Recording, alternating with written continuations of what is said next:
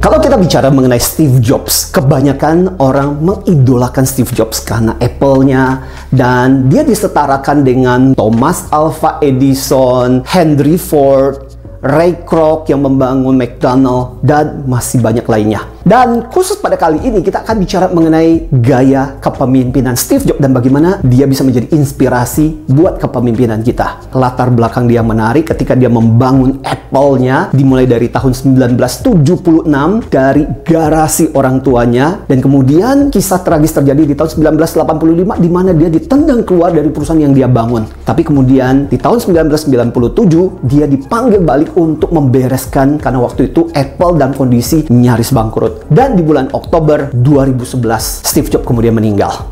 Tapi dalam perjalanan hidupnya itu, Steve Jobs memberikan banyak inspirasi membangun sebuah perusahaan dari yang cuma di garasi menjadi perusahaan yang terkemuka di dunia. Nah, apa sih gaya kepemimpinan Steve Jobs yang bisa menjadi inspirasi buat kita?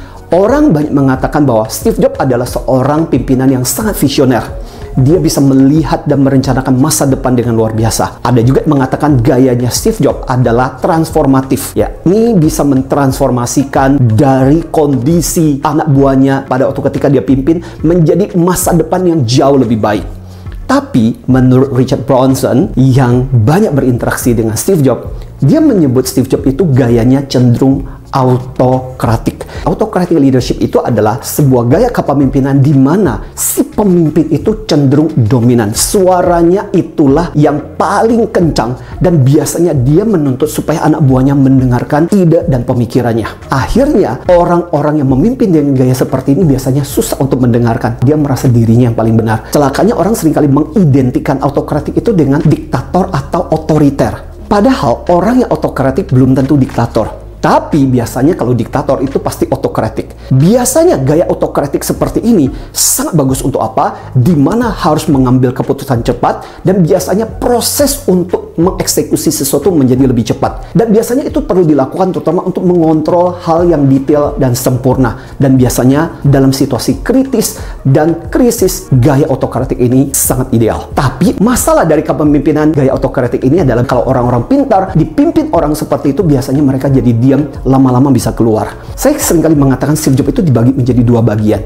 Bagian pertama waktu ketika dia memulai di garasi sampai di tahun 1985 sebelum dia ditendang keluar, itu adalah gaya Steve Jobs yang sangat-sangat otoriter, tidak berperi kemanusiaan dan cenderung tidak mendengarkan. Tapi ketika dia kembali lagi di tahun 1997, Steve Jobs adalah orang yang berbeda.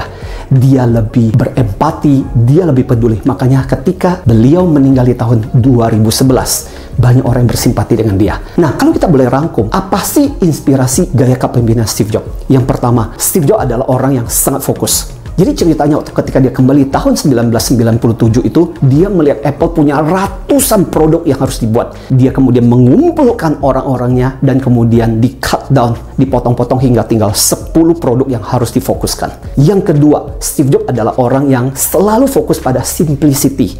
Sesuatu yang simple, sederhana, tidak dibuat rumit. Kalau kita perhatikan desainnya Apple kan juga kayak begitu.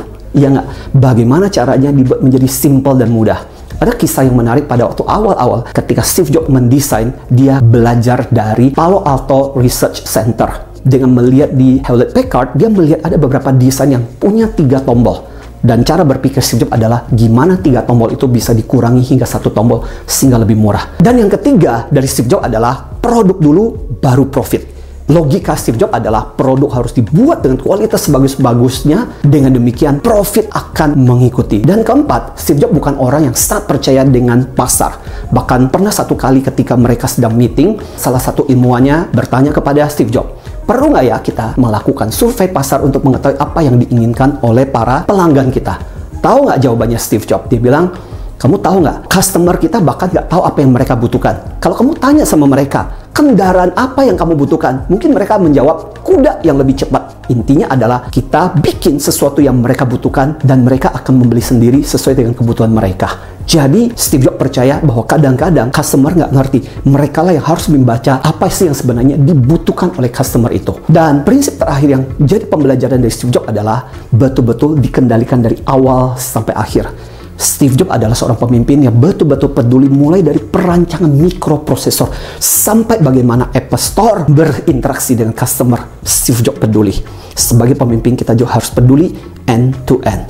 Dan inilah inspirasi Steve Jobs dengan gayanya. Sekali lagi, bicara tentang kepemimpinan tidak ada baik dan buruk, tapi yang paling penting adalah itu efektif untuk membangun organisasi. Semoga kita menjadi pemimpin yang lebih luar biasa. Be a great leader.